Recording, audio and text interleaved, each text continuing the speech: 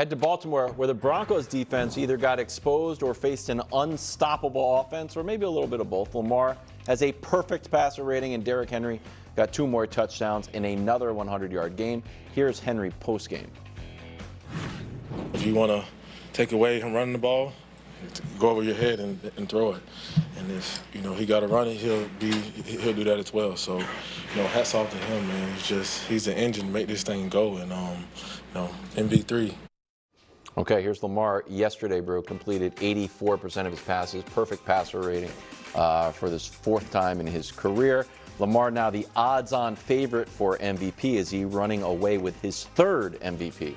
He is. Look, it's still early. I mean, 9 games in, you still got a lot of football left to be played, so I'm not saying it's sewn up, but right now he is he should be the overwhelming favorite.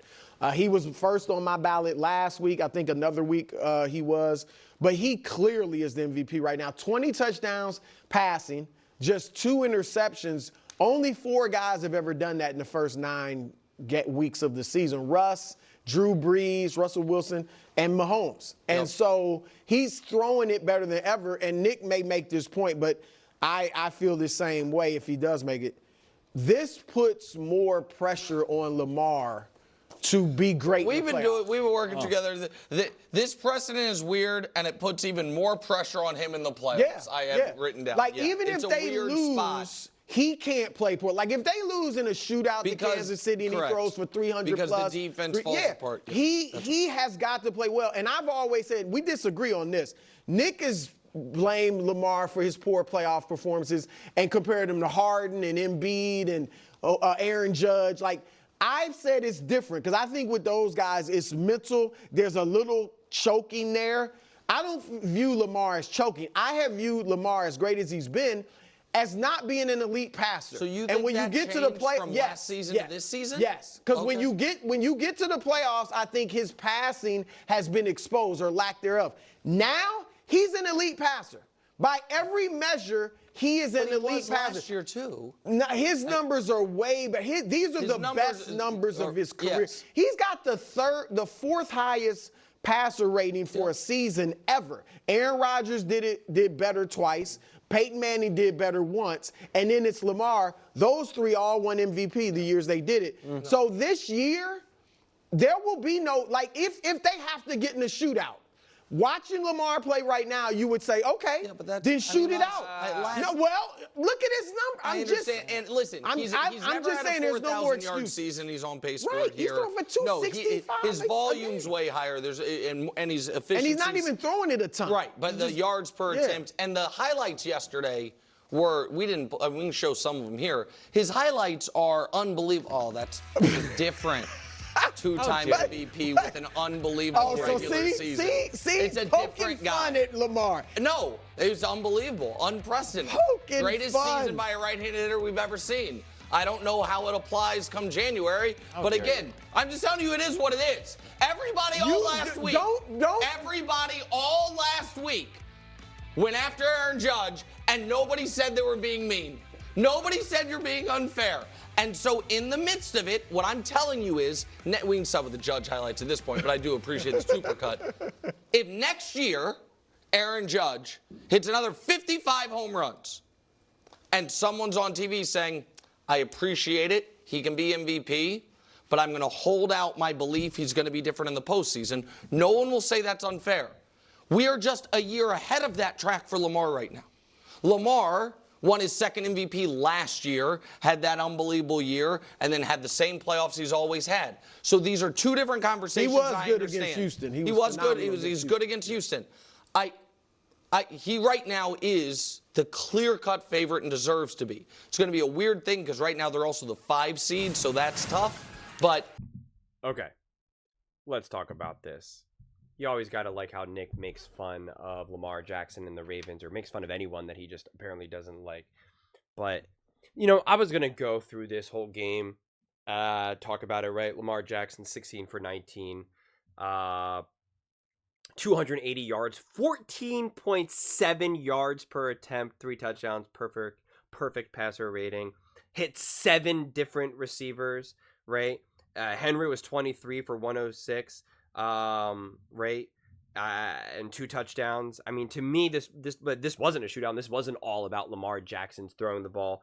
This was a great balanced game plan and approach, right? They continued to run even when it was technically not working, right? But it opened up the field for big throws, which Lamar then hit, and then those big throws opened up the run game back up, and then bam, easy first touchdown, Derrick Henry, right? So it was just it was strategic, right? It wasn't panicked, and that's what matters. In the playoffs, the Ravens have become panicked, I'll say, and that's not on Lamar. That is the team as a whole. So I'm so sick of this constant narrative that somehow Lamar chokes in the playoffs. It's just not true. And to use Embiid and James Harden as the example is also absurd. People expect James Harden to beat the dynasty of the Golden State Warriors alone when he has an old Chris Paul or a Russell Westbrook, who everyone at that table does not think is this extraordinary, amazing, easy player to play with,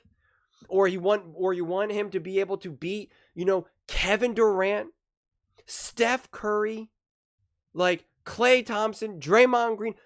James Harden is somehow supposed to be able to do that. Embiid in the playoffs has been hurt every single year. I don't know if he's ever been healthy. The one year that I think he was maybe healthy, he had Jimmy Butler for not even the whole season, and Jimmy Butler was played not good at all. Season, playoff lows essentially. So we love to point fingers at the individual when it's oftentimes not the individual. And the same case can be made for Lamar Jackson, okay? Does some of the blame, like I have to say this in every video, does some of the blame lie on Lamar? Yes. But I'm also sick and tired of this constant, every time we bring up Lamar Jackson, this constant conversation of, yeah, but what will he do in the playoffs? I do get it.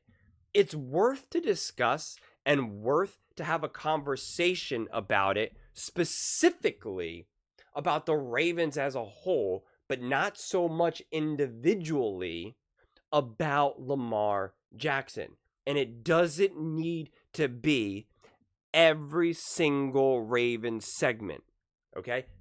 Is it needed to be discussed because of what the Ravens have looked like in the playoffs the last few years? Yes, and I do think it's totally fair to bring up, even for Nick Wright to bring up, even though I know Ravens fans, don't like when he brings it up. But it doesn't need to be brought up every single day in every single Lamar Jackson Baltimore Ravens segment. That's the problem. And then to troll and have baseball highlights and stuff like that, like that's too much. That's absurd. Lamar Jackson is balling out.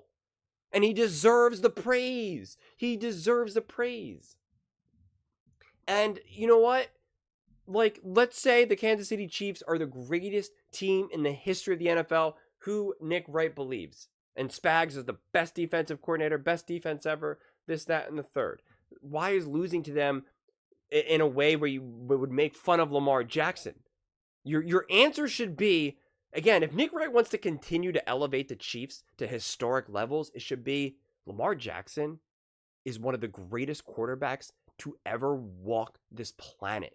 The Baltimore Ravens are a dominant team, but they can't beat my Chiefs because the Chiefs are better. Patrick Mahomes is that much better, and he wins, and Lamar doesn't, only because of Mahomes and the Chiefs. But if you keep saying Lamar chokes, he's not good, James Harden, Embiid, then beating them is not that impressive. I've made that point so many times. So you're going about it the wrong way, Kansas City Chiefs fans. You should be saying Lamar Jackson is the second greatest quarterback to ever walk this face of this earth. But he's not as good as Patrick Mahomes, and that's why he loses. It helps your argument more. But if you keep saying that he's just not good enough and that he chokes and this and that and his worst game is in the playoffs, well, then it's not that impressive that you beat him. I don't understand how you guys don't see that, right? It doesn't really make sense. Beating Tom Brady in the Super Bowl is a lot more impressive than beating Gardner Minshew in the Super Bowl, okay? That goes without saying. It's a lot better to beat, Tom Brady or Patrick Mahomes in the Super Bowl than, gosh, can't even think of another random name, Jimmy Garoppolo. like, what are we talking about here? So, yeah, is Lamar running away with the MVP? Absolutely. This team does confuse me though. I will admit that. I talked about this in the comments section, right? The Ravens can blow out teams, right? They can blow out the Broncos, blow out the Cowboys, right? Like they blow out the Bills. They can just show to be so dominant, so exhausting, the Bucks, whoever. But then they lose to the Chiefs, and yet the Chiefs, they're not blowing out anyone. I mean, look what the Bengals did to the Raiders, but then you have the Chiefs like, I don't want to say barely winning, but it wasn't this most convincing, dominant win. I mean, the Chiefs have like no real dominant, overpowering win, but they keep winning. Whereas the Ravens have some of the most impressive wins you could ever see, but then they lost to the Raiders. They lost to the Browns. So it's like, how do you make sense of that? How do you get the consistency? The Ravens at their best will beat the Chiefs at their best. I do wholeheartedly believe that. The problem is the Chiefs have a way of making a team like the Ravens not be at their best. So it's just like, what can the Ravens do to make sure that that does not happen moving forward? That is the conversation that the Ravens need to have with themselves, right? That is what they need to do. Because if both teams are playing at their best, the Ravens win, right? I mean, they just do. Push comes to shove, the Super Bowl probably should be Ravens versus Lions, right? They have, without a doubt, the most dominant, both these teams have the most dominant, we can just slug you. We can hit you so hard, you'll think it's 1994. You'll just have no idea what's going on. But it's now the level of consistency, and where is the floor? Does the floor drop too low where now you do lose to a team like the Raiders? You do lose to a team like the Browns, right? And then the Chiefs make you uncomfortable. You can't lay that punch, and now you do lose. That is the riddle that the Ravens individually need to figure out.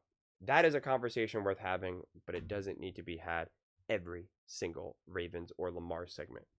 But those are just my thoughts. I'd absolutely love to hear yours. What do you guys all think about the Baltimore Ravens and Lamar Jackson running away with the MVP? Let me know in the comments below. I read every single comment, so whether you agree with me or disagree with me, either way, let's get in some discussions, let's get in some fights, but ultimately, let's just have some fun. And please do consider subscribing. We are building an amazing community here, and I'd absolutely love to see you part of it. I want to build something that we all genuinely feel connected to. Something that we're really excited to be part of. I think we're well on our way to doing it. And please don't forget to give this video a thumbs up, as it really does help the visibility and the algorithm. Thank you so much, and see you next time.